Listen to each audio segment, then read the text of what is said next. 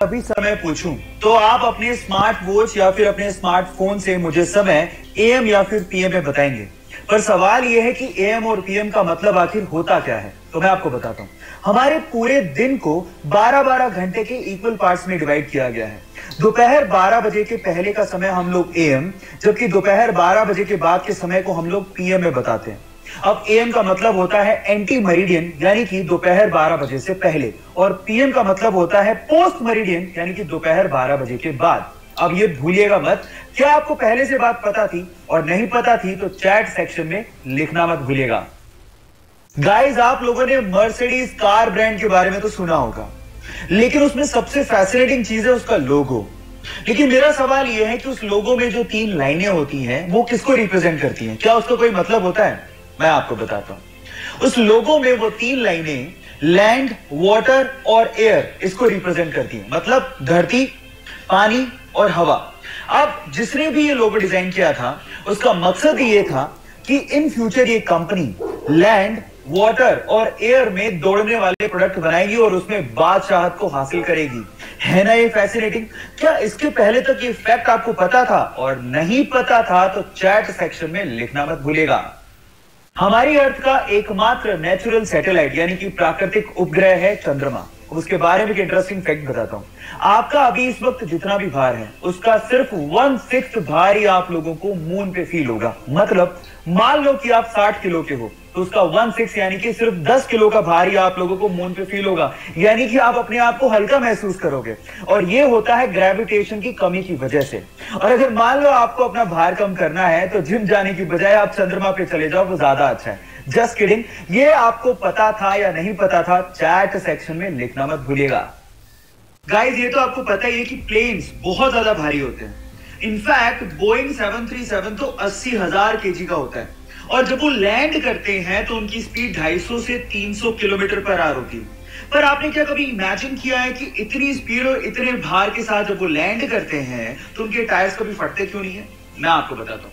उनके टायर्स में रबड़ के साथ साथ एल्यूमिनियम और स्टील को भी मिक्स किया जाता है, और नॉर्मल कारों के टायर के अंदर जो प्रेशर से हवा भरी जाती है उससे 6 गुना ज्यादा प्रेशर से एरोप्लेन के टायर में नाइट्रोजन को भरा जाता है ताकि वो प्रेशर को सहन कर सके।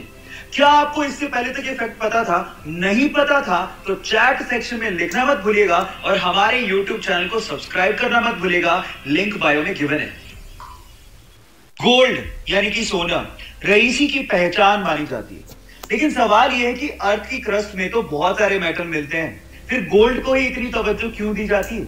मैं आपको बताता हूं। गोल्ड एक ऐसा मेटल है जिसपे कभी जंग लगती ही नहीं है।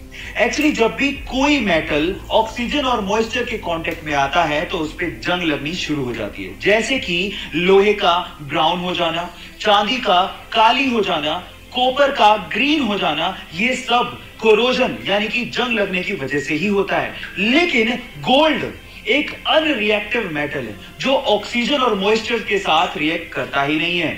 इसीलिए अर्थ की क्रस्ट से जब सोने को निकाला जाता है तो उसे प्रोसेस करने तक की जरूरत नहीं पड़ती, क्योंकि वो प्योर फॉर्म में ही पाया जाता है। क्या इसके पहले तक गोल्ड की एक खासियत आप लोगों को पता थी? और अगर नहीं पता थी तो चैट सेक्शन में लिखना मत भूलिएगा। एक मोटरसाइकिल सवार रेलवे क्रॉसिंग के दौरान रेलवे के फाटक को देख ही नहीं पाता, और वो सीधे जाके रेलवे फाटक से टकराता है और सीधे रेल की पटरियों पे गिर जाता है। वो इतनी बुरी तरह से घायल हो जाता है कि उससे खड़ा भी नहीं हो जा रहा था, और सामने से ट्रेन आ रही थी। यह देखकर पास में खड़ा एक युवक भागता हुआ आता है और उसे रेल की पटरियों से खींचता है, और उसकी बाइक को रेल की पटरियों से खींचता है और उसकी जान बचाता है। अगर आखिरी समय पर वो बहादुर लड़का नहीं आता तो शायद आज वो बंदा जिंदा ही नहीं होता। सो गाइस, उस बहादुर लड़के की बहादुरी के लिए 1 लाइक तो बनता है। आज अगर हमें जरा सी भी चोट लग जाए तो हम लोग तुरंत बैंडेड का इस्तेमाल कर लेते हैं ताकि खून को बहने से रोका जा सके। लेकिन क्या आपको पता है कि बैंडेड के इन्वेंशन से पहले ये काम कैसे होता था? मैं आपको बताता हूं।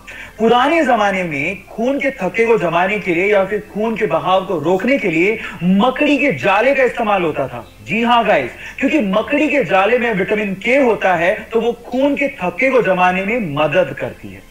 क्या आपको इसके पहले से ये फैक्ट पता था? और अगर नहीं पता था तो चैट सेक्शन में लिखना मत भूलिएगा।